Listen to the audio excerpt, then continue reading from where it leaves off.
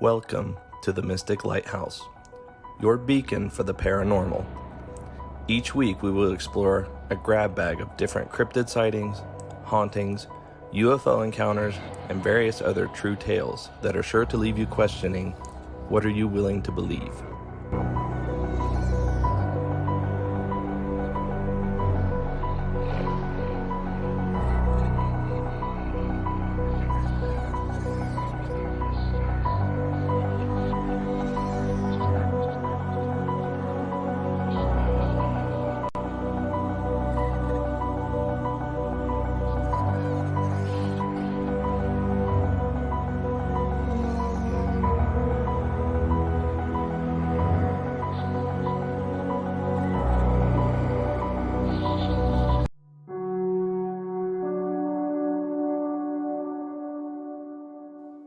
Hello everyone, and welcome to the Mystic Lighthouse.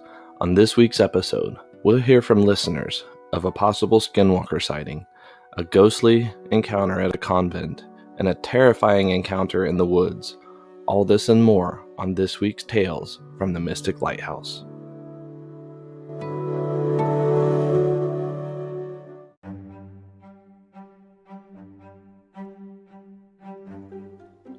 Our first story is from Sharon, and she tells us about her encounter while visiting a convent.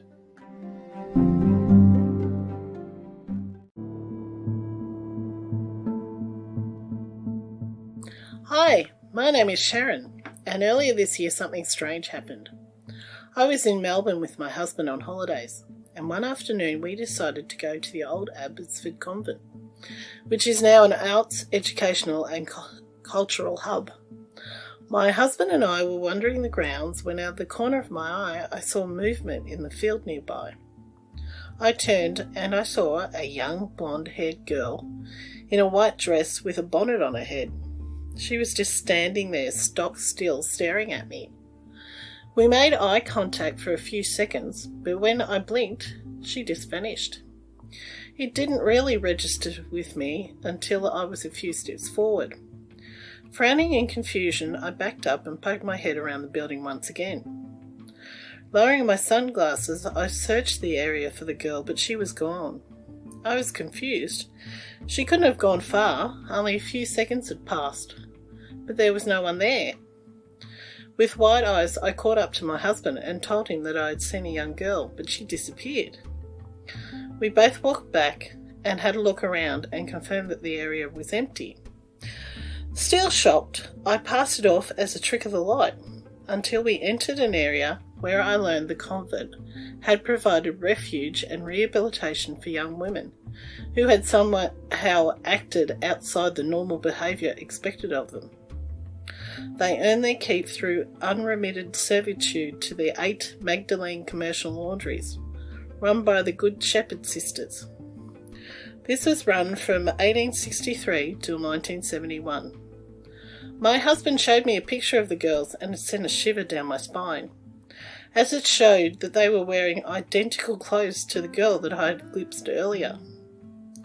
I later learned that there used to be a cemetery on the grounds where the people who died at the convent were buried.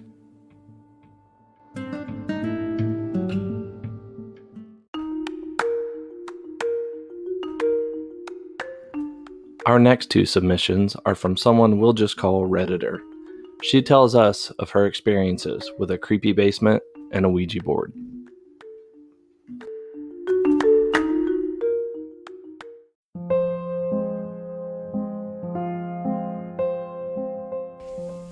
Hi, I'm a Redditor that was recently reached out to after I posted an experience of mine. And so I'm going to share it. I've never really been somebody who's focused on the supernatural or anything. My parents on my dad's side, so my dad and my stepmom, are very, very atheist. My mom is spiritual, and my nan is also spiritual, but I myself kind of stuck with atheism, having grown up with atheist parents. But I kind of reflected on the things that would happen when I was little, and at the time I thought that maybe I was just a scared kid, or that it was just my mind playing tricks on me, because that's what my parents would tell me, and that it was just my imagination. But was starting to think maybe it wasn't. I was probably about 7 years old when I moved into the first house my parents had bought. It was a townhouse. It had 3 floors. There were quite a few bathrooms and bedrooms, mainly on the top floor, a couple in the basement, and just a bathroom on the main floor. It wasn't a super large house, but it was a pretty decent sized house. And I had spent most of my time just kind of playing in my room. I was an only child, so I didn't really have any siblings or even any friends, because this was a new town that I had moved to once my dad won custody. So, my parents are kind of strict. They are very strict with chores and screen time, or at least stricter than other parents. So I would only get about 2 hours a day if I completed my chores at max, and that was more on weekends. It was only half an hour to 45 minutes, depending on how they were feeling on school nights. And so I got my screen time, and we had already been living in the house for a few months, so I was comfortable in the basement. And basements have never really scared me all that much, so I wasn't too nervous to go down there. I went into the basement and I played on the Wii for a bit, because when I was 7, the Wii was the huge console. Everybody had it. Everybody wanted to play Wii Fit and Mario Galaxy and stuff like that. So I went down and played for a little bit. And I just had a creepy presence. I can remember it very vividly, and at the time I thought that, I was just getting in my head, but it felt like I was being watched very heavily, and it became repetitive. Every time I was down there, it felt like something was watching me, and sometimes it felt like it would get closer. And then it kind of got to the point where it would make me sprint upstairs because it felt like it got too close. And at a young age, I wasn't allowed to go on the computer because my parents didn't know how to use parental block and stuff like that. So I kind of avoided the spare bedroom, which had the computer, but I knew it was coming from that room. There was a tiny hallway with a bathroom on the right, and then a bedroom at the end, and just little furnace area to the left. And the bedroom at the end, it freaked me out, and I would always end up sprinting up the stairs, and I felt safe as soon as I got through the doorway, even through the basement. There was a doorway that led to the staircase. And once I was through that doorway, and it was even still in the basement, technically, I felt very safe. However, when I got a little bit older and I got a little bit more comfortable down there, and I finally decided, you know what, my stepmom's gonna let me on the computer, so why don't I go use it? So I did. I went into the room and I'd play on the computer. To be specific, I'd actually probably go on Barbie games and stuff like that, or play Disney Channel games and just things that kids would do. And it was always towards the back of the room, not where the laptop was, but towards the back of the room, where I felt very unsafe and uncomfortable, and it felt like something was watching me, something was there. And it felt mean. I don't know how to fully describe how it felt mean, but it didn't feel pure or innocent or nice. It felt like it it didn't want me there. It wanted me to leave, which was very strange because this was a very newly built house. Now that I'm looking back on it, this house was built maybe a couple months before we moved in. It was part of a community. And so you wouldn't think nobody had died in there and stuff like that. And of course there are other things that could happen. It could be built over something.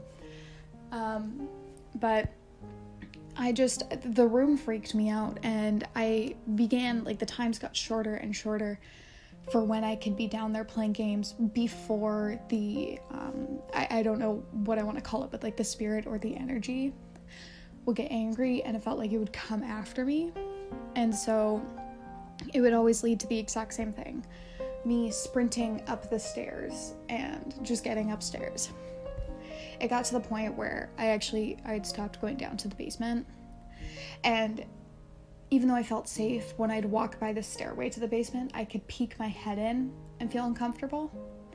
I had to go down there every once in a while because my cat was very aggressive with her food. She was quite fat, actually. And so if she found her like little bag of food anywhere, she'd dig into it. So we kept her food bag down there. And when I had to go feed her, I'd have to go down there. But what's funny is that they were able to even keep the basement door open and have the food down there because my cat hated going down there so much. And I know that there's a thing with animals being able to see or sense spirits, and she hated it. Like, she herself, she did go in the basement a couple times while we lived there, and she would always be down there for like a couple minutes max before she would be sprinting up those stairs to come back up. And my mom, being spiritual, she was quite more understanding than my parents were. When I told them about what was going on, they thought that it was just my imagination and stuff like that. Because I will admit, like, as a kid, I had a very strong imagination. But my mom, she believed me. My mom's very, very spiritual. She does, like, actually, like, tarot and everything. And she believes that she can, like, see and talk to spirits. We have grown to have quite different views on spirits, as now I kind of believe more in them. She believes that there's no such thing as a bad spirit. I do believe in spirits with bad intentions. And she believed that it was just a spirit that made me uncomfortable. But still, being that we are also indigenous, she gave me a dream catcher made by one of our elders. And I had hung it up just by my window in my bedroom, and I had, at the time, what was called a loft bed. And this was going into the final couple of years that we had lived there. So a loft bed is basically a bunk bed without a bottom bunk bed. I should probably say that. And it had like little holes in it on the frame that were just like for decoration, because it's a kid's bed, so it's got to look all fun and stuff. And so I could see from one of the holes, I would look out of it, and I could see my doorway, which from my doorway, I could see the hallway and the stairs to the main floor, because my bedroom was on the top floor. And the very night that I had placed the dream catcher up in my room, I started seeing a very tall figure. And it was dark. It was what people call shadow people. And it would slowly walk towards my doorway. And it would stop in my doorway. And then it'd go back. Like, it'd be gone for a second, then it'd pop back up near the stairway. And it would walk. And it would do this until I fell asleep. And I'm telling you, like, it wasn't sleep paralysis. I've had sleep paralysis before. And there's a vast difference, because sleep paralysis to me in the morning, like after I fall back asleep and wake up, it feels like a dream. Whereas this was repetitive and it felt real, and I could tell that I was awake. And the energy in the basement had grown stronger since I placed the dream catcher in my room. It eventually got to the point where I wouldn't even be home alone after a few years. Like, when my parents finally let me, I wasn't comfortable with it. I would rather go play at the park in the pouring rain than have to be in that house alone, because it made me so uncomfortable. We'd finally moved into a new house when my family decided that our house wasn't big enough for 5, as my stepmom was expecting her 3rd child. And so I felt safer. And looking back, my boyfriend, he's heavily Christian. And we have had discussions about what has happened to me, and he believes that the shadow person, it didn't come with my dream catcher, but something about my dream catcher made me able to like recognize that the shadow person was there, and that the shadow person was there to for prevention and protection. And I've done a little bit of research, and I've read that sometimes poltergeists actually feed off of negative energy, and that's how they become stronger. In my household, when I was younger, was very, very rocky. I did not have the greatest relationship with my parents, as I can imagine most kids with separated parents don't. And there was a lot of fighting between me and my parents. It was just a lot of tension in the house constantly. And I imagine that if it was a poltergeist, it was feeding off of that. And that's kind of what I've experienced. And though when I was little, I rolled it out as just my imagination playing tricks on me. I look back on it now and I'm able to more recognize that actually was something, and that I wasn't going crazy or losing my mind or just my head was playing tricks on me. I know that actually happened. Thank you for giving me the opportunity to share this.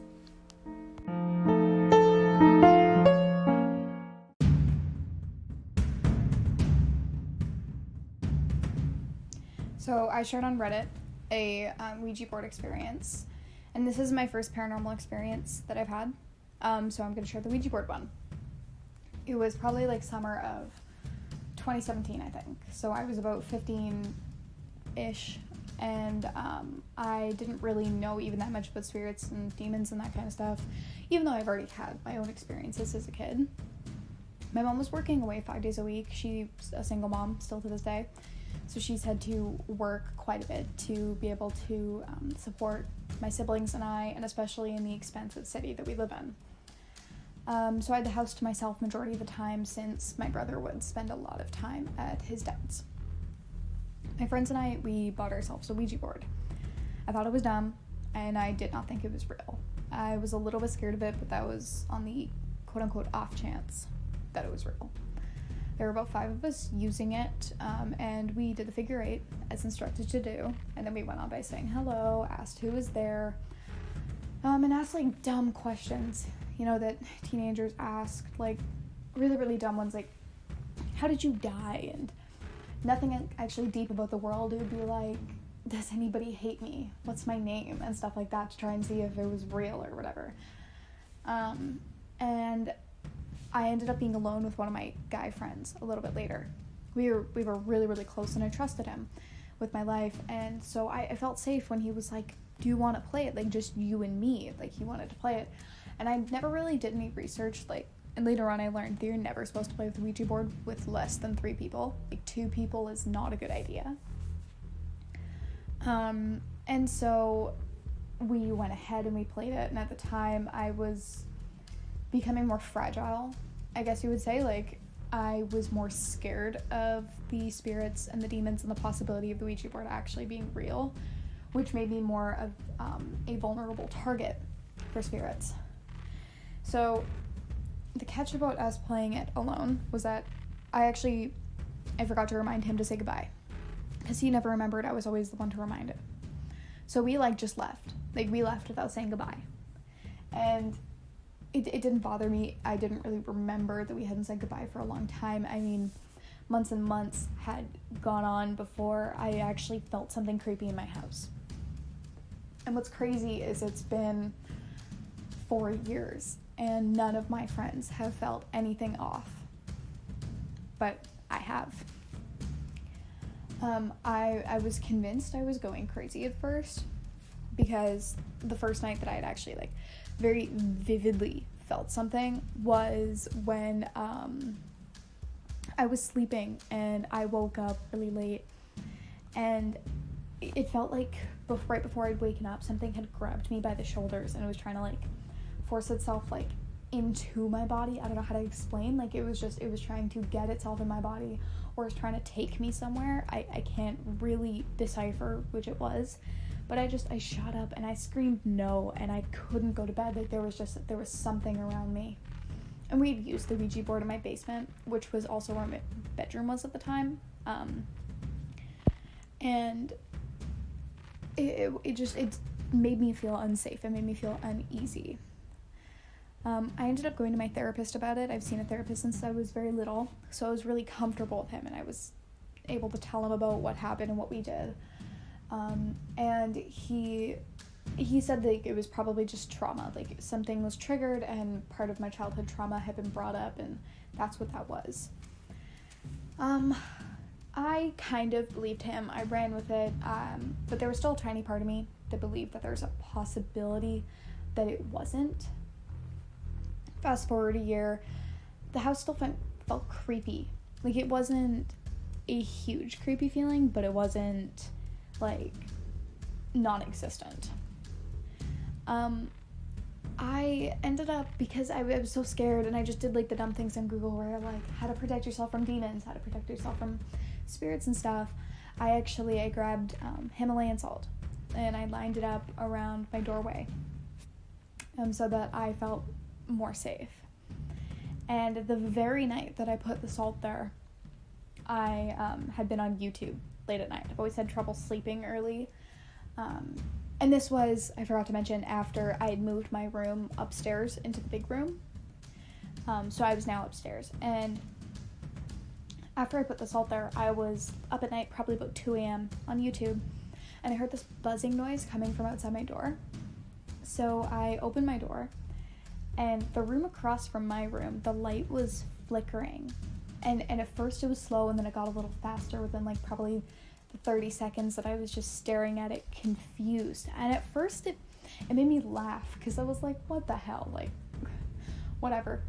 That's weird. And then by the end of the time I was looking at it, I'm like, wait, didn't I mess around with the Ouija board? Like, this isn't good. And normally like a light flickering could just be the light bulbs, like, dead. But what's messed up about it is that bedroom light has never worked.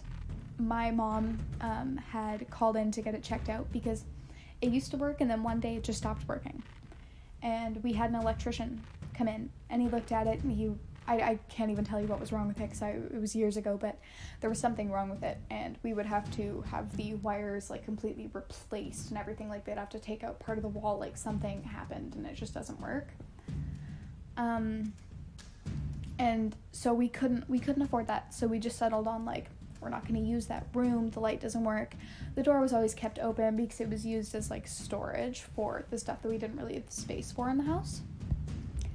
And it kind of clicked with me. I'm like, that light is not supposed to work whatsoever.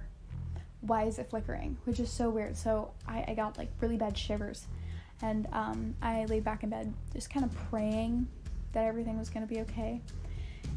And after that night, everything was calm, probably for about like 8 or 9 months. And then my brother woke up to the sound of pacing on our basement stairs, which once again is where we use the Ouija board. And I thought he was just having nightmares, because it's really weird, but our family, like almost our entire family, anytime we take Tylenol before bed, we can have really bad night terrors. It's actually very somewhat common phenomenon, but yeah. And so I thought he was just having nightmares. That was until my mom and I decided to watch a movie and sleep on the couch.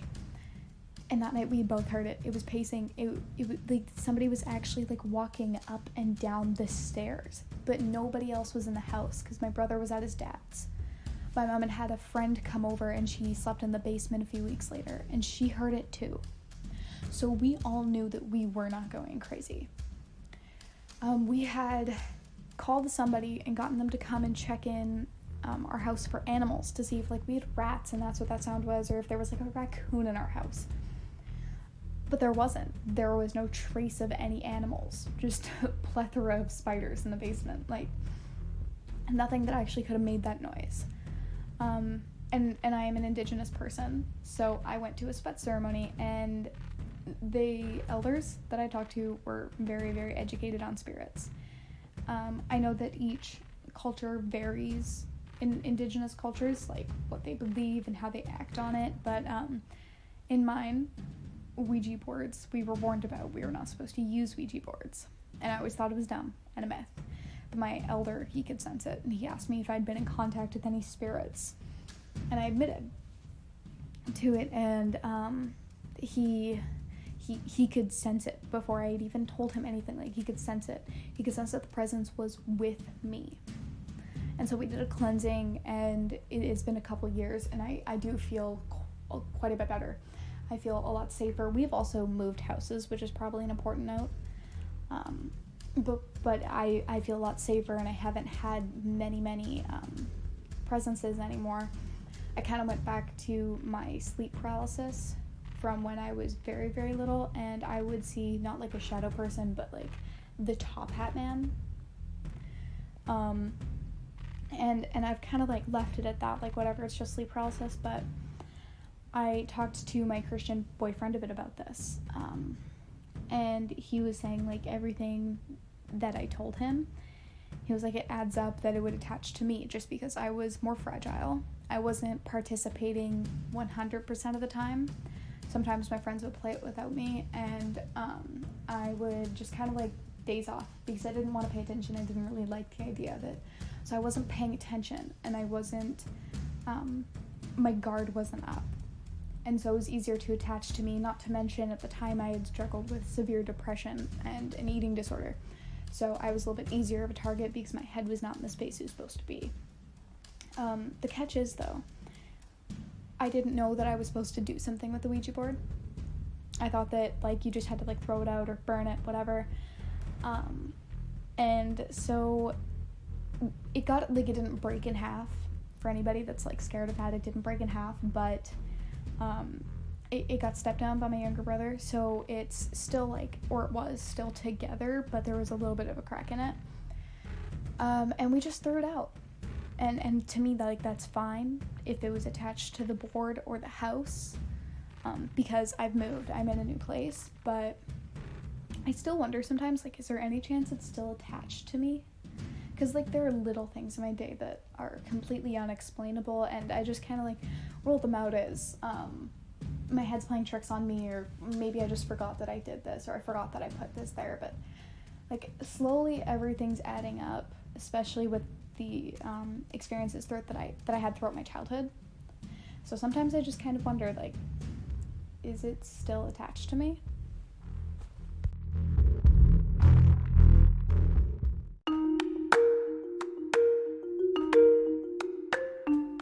Our next submission is from Anthony, and he recalls a terrifying encounter he had while walking in the woods.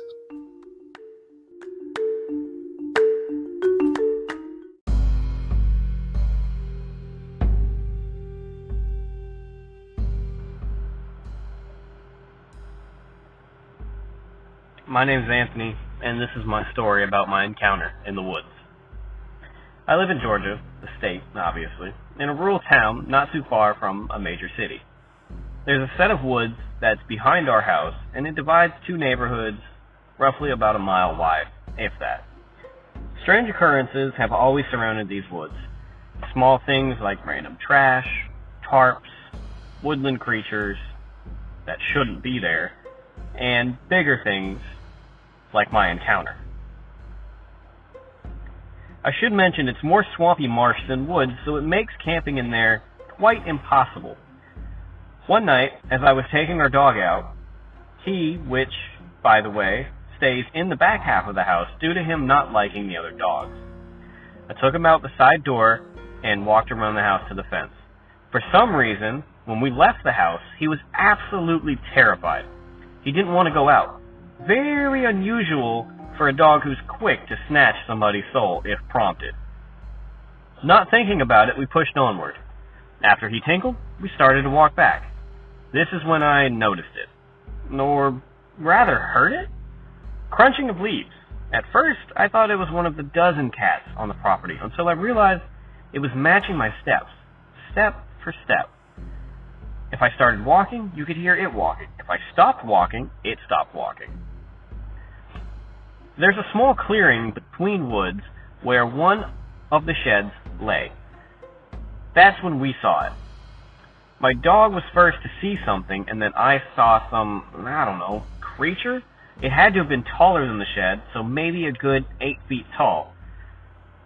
And it darted across the clearing at a crazy fast speed. When I say I saw it, I rather saw the light from the shed being blocked out. You couldn't see the roof of the shed anymore, so it's a good estimate of about 8 feet tall. My dog, who again isn't scared of anything, bolts so fast I dropped his leash and he ran to the door whining.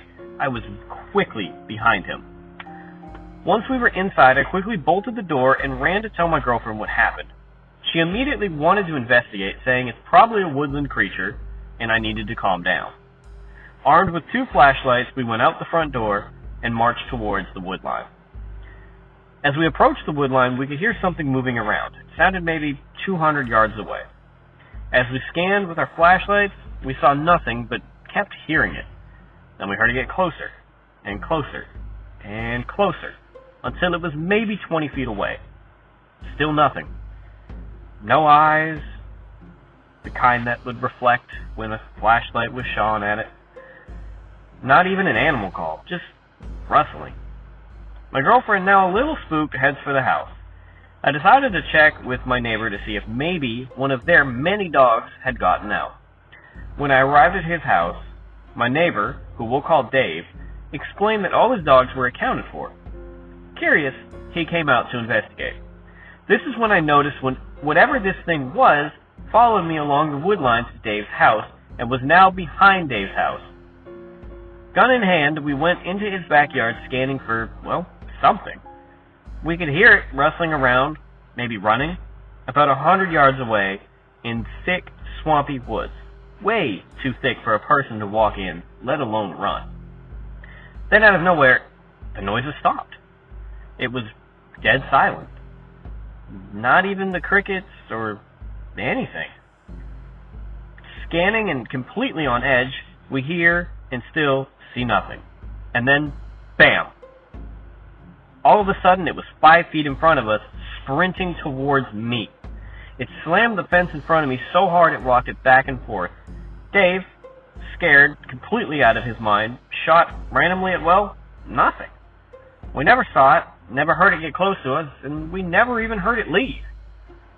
Again, as I mentioned, the woods are thick, far too thick to run in, so what the hell teleported silently in front of us and slammed the gate? Spooked, we were about to run, but that's when we heard it. I'll never be able to fully describe what we heard, but my best guess was it was human in nature, but not English. It sounded alien-like.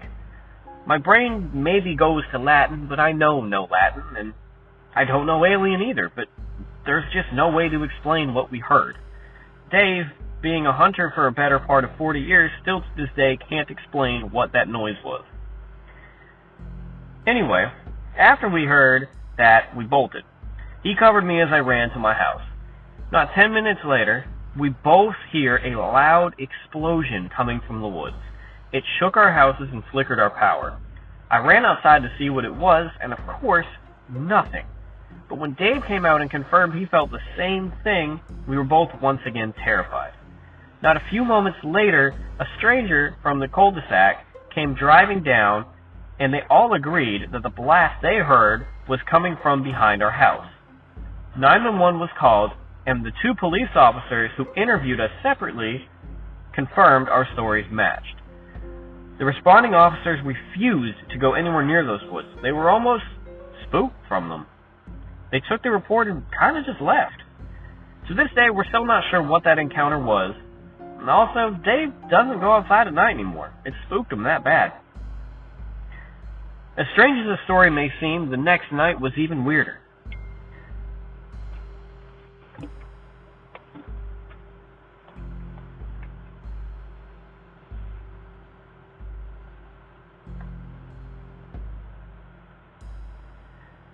Earlier in the day, this is the next morning, my mother-in-law, a police officer for a town about 40 minutes away, installed 2 motion-activated trail cams along the wood's edge. They were brand new. Keep that detail in mind. Thinking maybe we'd see something, we waited for nightfall. Later that evening, I went outside to feed our outdoor cats. That's when I heard it again. Rustling. This time, not taking any chances, I ran inside and told everyone what I heard. They all piled by the door and urged me to go out there and look. Reluctantly, I agreed. I took my flashlight and walked to the edge of the woods. Knowing there was a trail cam covering this area, I figured if it got me, it would be on camera and my sacrifice wouldn't be for nothing. As I got to the wood's edge, I could hear it still rustling. At this point, I'm shaking, because I could tell it was maybe less than 15 yards in front of me. I still couldn't see it. Everyone at the door was watching me and could hear this thing. Then it got quiet. For a moment, it was just gone. Or so I thought. Just as I'm scanning with my flashlight, trying so desperately to see a normal woodland creature so I can laugh this whole thing away, boom! Something fell out of a tree and hit the ground so hard it shook the soil beneath my feet. It was so close to me that I was sure it was going to lunge out of the bush and snag me. I dropped my flashlight and ran 100 yards back to the house in what I felt like was 2 seconds. I screamed get in the house as everyone was already scampering into the house. They heard and felt the thud too. Our neighbor Dave called my mother-in-law to ask what that loud crash was. For him to have heard it from well over 700 yards away is insane to me. Once the adrenaline died down, we realized that this had to have happened on camera. Problem solved. We have the evidence of this thing. Not taking any chances, we waited until the morning to check the trail cameras. When dawn finally arrived, we checked the SD cards on the trail cameras. They have videos leading up to 11:47 p.m. The rest is corrupted. They were both brand new trail cams and brand new SD cards. We reset everything and set them back up, and to this day we've still never encountered the creature again, nor caught anything on camera.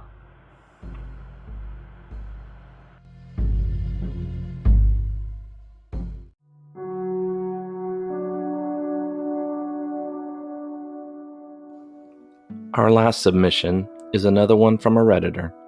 He recounts an experience with what he can only describe as a skinwalker.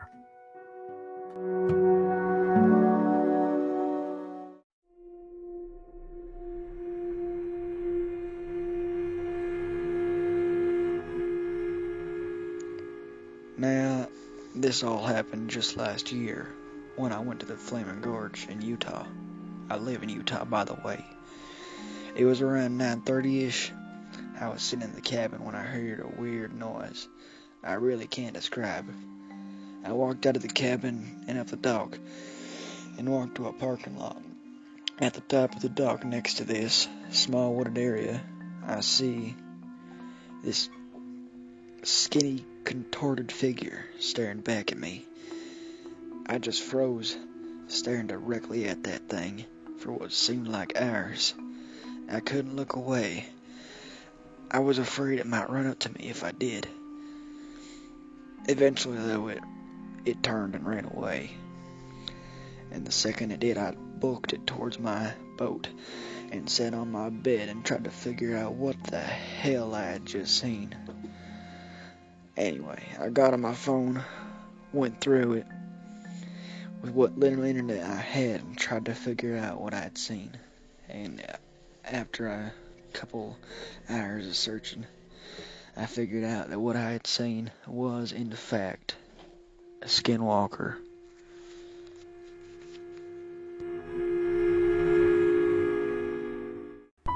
Thank you for joining me today in the Mystic Lighthouse. All stories submitted and narrated are purported to be true. The Mystic Lighthouse is produced and narrated by your host, Bo Carver. If you have any stories you would like to tell, you can submit them at themysticlighthouse@gmail.com. And tune in next week for all new tales.